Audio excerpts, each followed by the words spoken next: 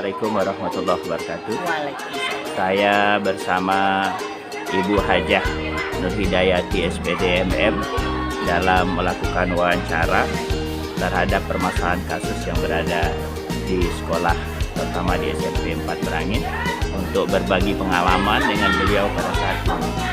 Seperti itu yang pertama, Bu. Apakah selama ini Ibu menemui kasus yang merupakan dilema etika atau bujukan moral, terutama selama Ibu menjabat? Ya, tetap ada menemukan itu. Dilema kasus. Kira-kira apa Bu permasalahannya, mungkin bisa dicontohkan? Macam-macam permasalahannya. Siswa kita kan banyak, tentu banyak kasusnya. Macam-macam lah, berkelahi lah, berkelompok lah, tidak pakai seragam, kemudian yang cabut jam pelajaran lah, macam-macam lah.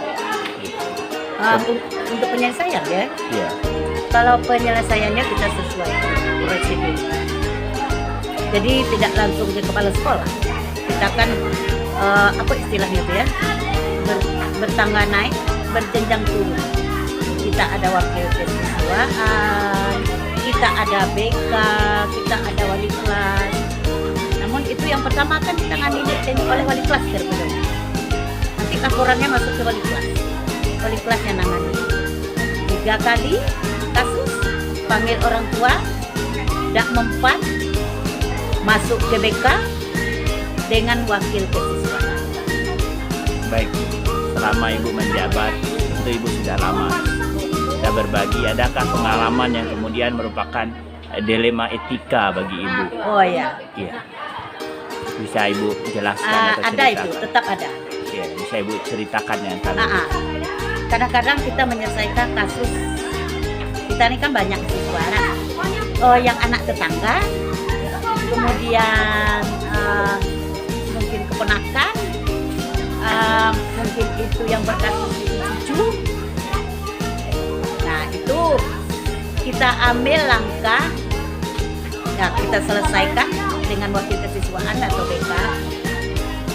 Kita panggil orang tua juga, kita panggil orang tua juga. Iya, baik. Cuman kita tidak apa istilahnya itu, tidak membeda-bedakan. Luar biasa. Walaupun itu bentuknya cucu, ponakan, atau tetangga, kita kasih pengertian kepada orang tua. Iya, Bu. Kalau kita beda-bedakan nanti, nah, apa kata mereka yang lain yang punya kasus?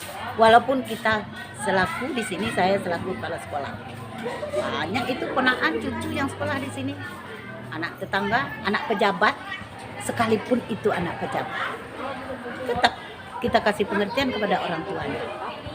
Kita Baik. kan sama kalau di sekolah ini, dididik sama, dia mendapat pendidikan yang sama. Kita kan bajunya sama, sepatunya sama, dapat pendidikan yang sama. Kita tidak membedakan, oh ini anak pejabat, oh ini anak si anu, ini anak, itu bukan sekolahan namanya. Baik, luar biasa Bu ya, punya pengalaman yang luar biasa. Kemudian Bu, dalam mengambil kasus itu, menyelesaikannya bagaimana Bu? Terutama dengan guru atau dengan siswa, kira-kira bagaimana Ibu tadi berjenjang naik, bertangga turun Iya. gitu. Kita selesaikan dengan wali kelas terlebih dahulu. Kalau nggak selesai dengan wali kelas kan tentu panggil orang tuanya. Kalau masih dia berbuat, tentu kita buat 3 kali berturut-turut. Tentu mungkin kita ambil langkah dulu diskor anak itu dulu. Udah panggil orang tua. Kemudian sudah diskor, masih juga kita tanda tangan di atas materai. Ya, terakhir silahkan cari sekolah lain. Menurut Ibu, selama pengalaman selama ini Bu, hal apa yang paling efektif dalam menuntaskan kasus, baik dengan guru maupun dengan siswa? Kayaknya panggil orang tua. Kemudian tanda tangan di atas materai. Kesepakatan Bu ya. Ya, kesepakatan.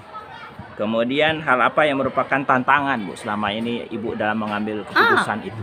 Tantangan, waduh, orang dicaci maki orang tua, terus apalagi orang tuanya yang temperamennya tinggi, dia mencaci kita, dia tidak terima anaknya dibuat keputusan yang tidak menyenangkan itu. Tapi akhirnya dengan pandainya kita merangkul orang tua, bisa kita memberi pengertian dengan orang tua, akhirnya orang tua menerima. Ada kemarin itu yang sampai mau ngadu ke Polres, ke dinas. Kalau ke Dignas sudah banyak yang ngadu, yang melaporkan gitu. SMP 4, kepala SMP 4 ini nih ke Kapolres, silakan. Kemudian wartawan masuk juga kita ke koran. Tapi sepanjang kita benar, tetap itu kita laksanakan. Tetap keputusan itu tetap kita lakukan, kita laksanakan. Jangan kita sudah melakukan keputusan yang seperti itu, kita tarik kembali, itu tidak ada wibawa kita. Kemudian Bu, apakah Ibu menyelesaikan kasus itu secara terjadwal atau terperinci dalam kasus yang berada di Tentu terjadwal dan terperinci. Ya. Tetap. Kemudian dari apa yang Ibu lakukan selama ini Bu, apa yang Ibu bisa ambil pengalaman dan berbagi pengalaman saat ini? Berbagi pengalaman dalam Iya, penyelesaian dalam kasus. penyelesaian kasus. Dalam penyelesaian kasus ya. Tantangannya semua berat, tantangan banyak tantangan. Pengalaman Ibu dalam menyelesaikan kasus, dari kasus yang terjadi, mengambil pengalaman dan berbagi pengalaman saat ini apa kira-kira? Terutama untuk kami sebagai CGP. Gitu ya. Untuk berbagi pengalaman, ambil pengalaman. Iya. Ya, kita memang kasus itu setiap hari adalah kasus anak-anak kita nih. Cuman kita begini, dalam mengambil langkah itu dengan cermat. Jangan gegabah. Harus kita teliti betul, kita cermati kasus itu. Kemudian kita jangan memutuskan sendiri. Keputusan itu jangan kita sendiri yang mengambil. Mungkin ada wakil kesesuaian situ, ada wali kelas dan sebagainya. Ada guru yang mengajar. Kita jangan gegabah mengambil keputusan. Berarti jangan mengambil keputusan keadaan marah Bu ya? Hah? Dalam keadaan Iya. lapar. Mengambil keputusan itu dengan kepala dingin juga. Oh, luar biasa Bu ya. Terima kasih Bu atas wawancaranya hari ini. Semoga bermanfaat Bu ya untuk kami semua. Assalamualaikum warahmatullahi wabarakatuh. Wawancara Ibu Kiki Anita Budi Utama, SSTP MPA, selaku mantan camat Tabir Selatan dan sekarang sebagai kabak organisasi di Setda Kabupaten Merangin. Itu Bu ya. Baik. Bersedia diwawancara Ibu ya? Sedialah. Baik ya Bu ya. Ini Bu, apakah selama ini Ibu menemui kasus yang merupakan dilema etika atau bujukan moral? Bisa bantu jelaskan dilema etika dan bujukan moral seperti apa ya? Dilema etika itu Bu, adanya dilema pertimbangan yang membuat kita ragu di dalam mengambil keputusan, oh ini benar, ini benar. Kemudian bujukan moral itu adalah imbas-imbas yang lain bujukan sehingga kemudian kita membuat keputusan. Gitu. Ya, yang namanya camat itu saja selama 2 tahun saya mengabdi banyak sekali hal-hal yang menimbulkan tadi dilema tadi, dimana kita harus berada di posisi yang terkadang kita susah memutuskan. Langsung nih, Ya, contohnya langsung.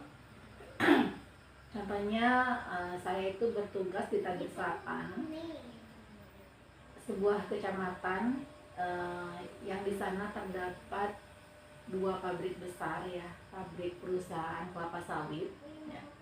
Setiap harinya mobil-mobil pengangkut CPO atau minyak olahan dari pabrik tadi itu mengangkut dari ibu kota kecamatan keluar, itu dibawa keluar. Tentu saja hal ini menyebabkan beberapa ruas jalan, apalagi di musim penghujan, itu rusak. Ya. Hal ini memancing masyarakat untuk mendemo perusahaan seperti itu. Sebenarnya bukannya perusahaan ya, jalan itu juga digunakan oleh petani sawit yang punya kebun sawit. Kadang-kadang masyarakat juga mengangkut sawitnya dengan menggunakan alat angkutan yang melebihi tonase seperti itu, sampai kita tahu jalan itu kan hanya untuk 10 ton, tapi mobil-mobil yang sawit itu kadang-kadang sampai 15-13 ton seperti itu. Nah, suatu ketika saya mendapat kabar ya dari Pak Kades ya, bahwa masyarakat turun ke jalan. mereka menghentikan semua truk tangki CPO yang akan lewat. Itu di desa perbatasan ya, desa yang mengarah keluar seperti itu. Sehingga ketika saya sudah sampai di sana, memang benar sudah terdapat kerumunan massa yang sangat banyak. Kemudian mobil CPO juga sudah berbaris, mungkin sudah hampir semalaman ya berbaris di situ seperti itu. Ya. Bersama saya juga hadir Tripika ya, di situ ada Pak Polsek dan Program Deten Ramil. Kami berusaha menegosiasi ya. Di sini kita harus berdiri di tengah ya. Di satu sisi perusahaan ya juga memberikan dampak ekonomi yang baik kepada masyarakat. Dengan adanya perusahaan, perekonomian di Tapsel bergeliat ya. Kita bisa melihat bagaimana di Tapsel itu ya harga tanah, harga kubur itu sangat mahal. Itu menunjukkan bahwa daya beli masyarakat sangat baik di situ seperti itu. Kita juga melihat bahwa yang namanya pasar yang di Desa Modelang itu sampai malam masih buka, masih ramai. Nah, itu artinya bahwa kehadiran perusahaan-perusahaan tadi juga menimbulkan dampak positif bagi masyarakat seperti itu. Namun di sisi lain, dengan adanya perusahaan, ya jalan itu rusak, jalan rusak seperti itu. Nah, kemudian di sisi lain masyarakat juga menghendaki kontribusi perusahaan terhadap jalan ini. Nah, seperti itu. Lalu kemudian masyarakat sudah heboh, mereka menghentikan CPO, sementara truk ini kalau tidak segera diberangkatkan nanti kadar CPO-nya itu akan rusak. Ya pokoknya berkurang lah kadar ininya sehingga bisa jadi ditolak nantinya seperti itu. Akhirnya saya bersama Pak Kapolsek bersama dengan Pak Kades berusaha menemukan ya dua titik yang berbeda. Satu sisi adalah perusahaan, di sisi lain masyarakat. Seperti itu. Ya. Kalau saya memihak ke perusahaan, nanti masyarakat bagaimana? Itu dilemanya ya. Kalau saya memihak ke masyarakat, nanti perusahaan seperti apa? Nah, seperti itu. Ya. Ini sesuatu yang sangat dilema bagi saya pada waktu itu ya. Karena saya juga merasakan ruas sosial itu juga banyak yang hancur ya. Pernah kita bersama? Jadi musim penghujan kita bisa melihat bagaimana jalan yang rusak parah gitu kan.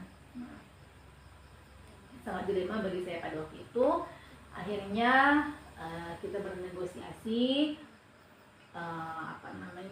saya sampaikan kepada pihak perusahaan agar mereka berkomitmen untuk merawat jalan, ya bukan hanya ketika rusak, tapi harus rutin merawat jalan itu.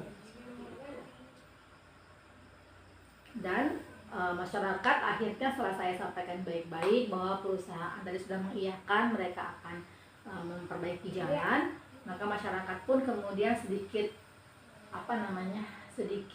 redam lah emosinya, walaupun beberapa mulai memprovokator. Itu kan janji baik Bu Camat, kapan diperbaiki seperti itu. Nah, saya panggil program perusahaan, kapan mau diperbaiki gitu kan. Pokoknya saya nggak mau tahu, pokoknya besok sudah ada sirtu yang menyiram jalan ini. Lalu mereka beralasan karena musim penghujan Bu Camat, nggak mungkin besok gitu kan. Biasanya kalau musim hujan kita nggak bisa menjanjikan besok, karena musim penghujan sirtunya susah gitu kan. Nah, pokoknya saya nggak mau tahu sih gitu. Saya sudah berusaha mendamaikan masyarakat, tapi panjenengan harus buktikan bahwa besok sudah ada sirtu sebagai bukti bahwa itikat baik perusahaan menunjukkan untuk memperbaiki ruas jalan ini seperti itu. Terserahlah caranya seperti apa, gitu kan.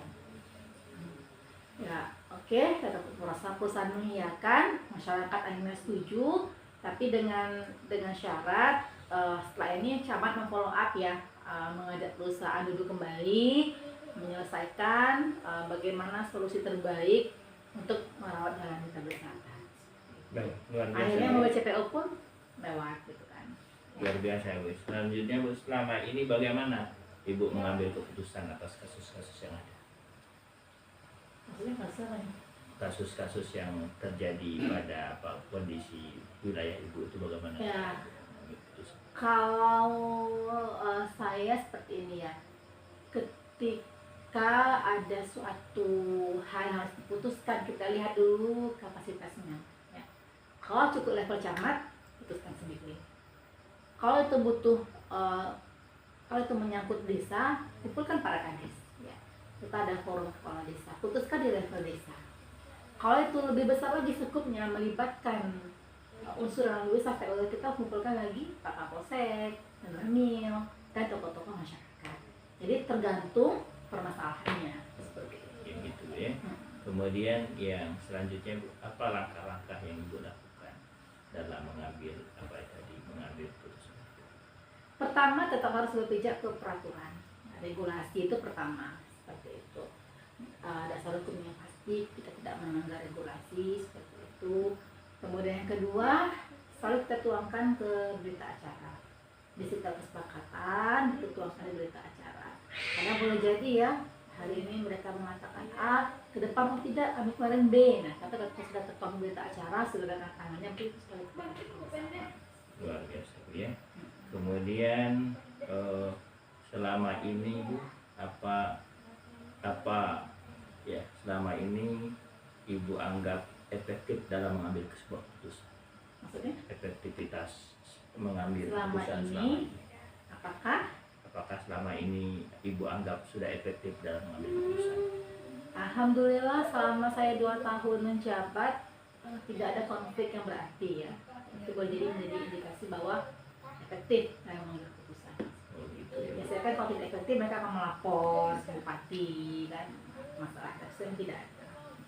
Kemudian Bu, hal apa saja yang selama ini merupakan tantangan dalam Ibu mengambil keputusan?